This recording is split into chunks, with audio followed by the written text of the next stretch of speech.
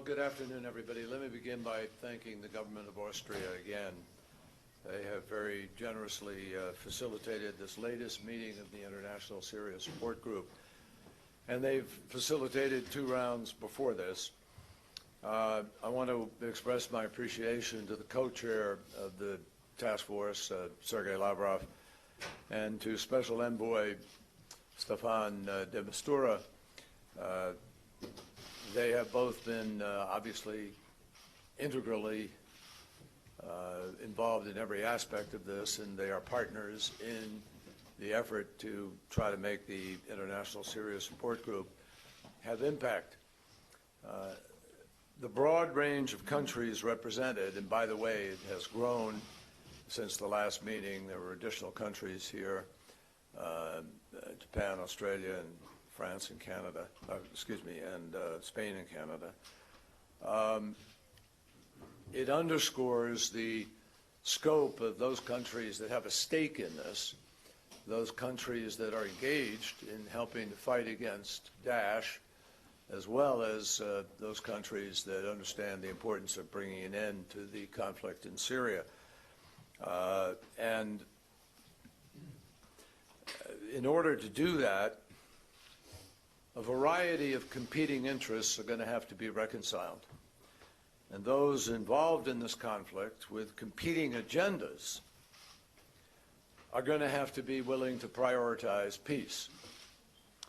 So we've already shown that it's possible to get all of the major international partners to agree on a set of common objectives. In fact, all of the international parties, some that are not partners, have agreed on the objectives. And it's possible, we've proven, to reduce the level of violence. It is possible to expand humanitarian assistance. And it's possible to design the framework and set a timeline for the kind of viable and inclusive negotiating process that we need in order to bring about a political transition and to put an end to this terrible conflict. Now, let me underscore to everybody. All of the parties,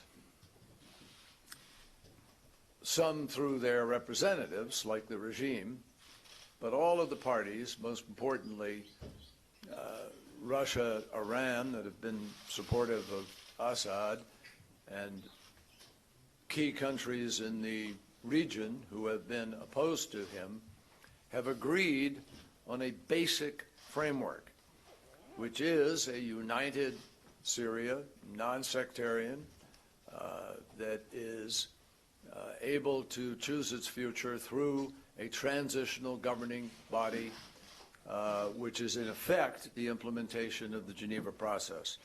The challenge that we face now is to transform these possibilities into the reality of an agreement at some point. And because of the gains that we've made in recent months, yet because of their fragility, and we acknowledge they're fragile, and increasingly threatened by irresponsible and dangerous actions taken by those who would rather have this effort fail, who want to create problems because rather than solutions, they seek a different outcome. And there are, frankly, actors on both sides who we think make that choice. And the stakes are too high, and this conflict has gone on too long in order to succumb, and in order to allow all of those nations at that table to be sucked down into a veto of 1 or 2 individual actors who want a different outcome. So we can't give vetoes to bad actors or avoid consequences for any side's actions who have an agenda that is different from that of reaching an agreement and trying to make peace. So today we believe we moved the ball forward in some ways, and I'll say specifically. First, we pledged our support for transforming the cessation of hostilities into a comprehensive ceasefire. And we committed to use our influence to use the parties to the cessation in order to ensure compliance. Second, we agreed that if a party to the cessation of hostilities engages in a pattern of persistent noncompliance, the task force can refer that behavior to the ISSG, ministers, or those designated by the ministers to determine appropriate action, including the exclusion of such parties from the arrangements of the cessation. Interpreted directly, that means that if they continue to do it and they're pretending to be part of the cessation and they're not, they could be subject to no longer being part of the cessation immediately. In addition to that, we underscored the failure of the cessation of hostilities or of granting access to the delivery of humanitarian relief that we've already seen in some instances, and if that continues, that will increase international pressure and potentially other actions on those who do not live up to those commitments. Third, we will intensify efforts to get the parties to stop all indiscriminate use of force. We welcome Russia's commitment to work with the Syrian authorities to halt aerial bombardments over areas predominantly inhabited by civilians or parties to the cessation, and the U.S. commitment to intensify support for regional partners to help prevent the flow of foreign fighters, weapons, and financial support to terrorist organizations. Fourth, we call on all parties to the cessation of hostilities to disassociate themselves physically and politically from Daesh and al-Nusra, and to endorse the intensified efforts by the United States and Russia to develop shared understandings of the threat posed and the delineation of the territory that is controlled by Daesh and al-Nusra, and to consider ways to deal decisively with terrorist groups. Fifth, we agree that the delivery of humanitarian assistance must begin or resume, depending on the case, in Duma, East Harasta, Arbin, Zamalka, Daraya, Fua, Kefrea, Mandea, Zabadin, Mudamiyeh, Yarmouk, Zabadani, and Kafr Batna. And these deliveries will continue as long as the need persists. And starting on June 1st, if the UN is denied humanitarian access to any of these designated areas, the ISSG calls on the World Food Programme to immediately carry out a program for air bridges and airdrops for all of those areas in need. The ISSG pledges to support such a program and also calls on all parties to provide a secure environment for that program.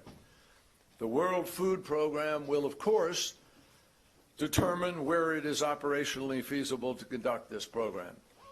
And the World Food Programme will accelerate airdrops in Deir ez-Zor, where it has already provided some 460 metric tons of food to more than 100,000 people. Aid to these areas must be a step towards a full, sustained, and unimpeded access throughout the country. And the UN will report weekly on aid deliveries to members of the support group, to these members, so that members of the support group can allow the parties to have access without delay or denial. And if problems arise, the humanitarian task force under the ISSG will work to resolve them. Sixth, Special Envoy de Mistura will facilitate agreements between the Syrian parties for the release of detainees. And we call on any party holding detainees to protect the health and safety of those in their custody. Finally, we underscored the need for substantive discussions on the objective of meeting the target date established by the UN UN Council Resolution 2254 of August 1st to reach agreement on a framework for a genuine political transition to a transitional governing body. Those talks should address the structure, membership, operational rules, and the roles and responsibilities of a broad, inclusive, non-sectarian, transitional governing body with full executive powers. And we agreed to work on that. Now, the August date is not a drop date, it's a target date. And we all recognize that if we're making significant progress and we're moving, we will respect that process. So, folks, obviously there's nothing self-executing about the list I just shared with you. None of us, no one, can be remotely satisfied with the situation in Syria. It's deeply disturbing. And we are all concerned about the levels of violence that broke out in recent days, challenging the cessation. Russia has worked closely with the United States to upgrade our ability, which now has a 24-hour basis in Geneva with high-level people working consistently. But even then, it's difficult. And in the end, in order to make all of this more than words on a page, some very clear and determined actions are going to be needed in order to implement the steps that we just set out today. And we talked considerably about how that can happen and perhaps even what kind of enforcement mechanisms could be developed in order to achieve this full ceasefire that we are seeking. So with that, let me turn to Foreign Minister Lavrov and then Stefan.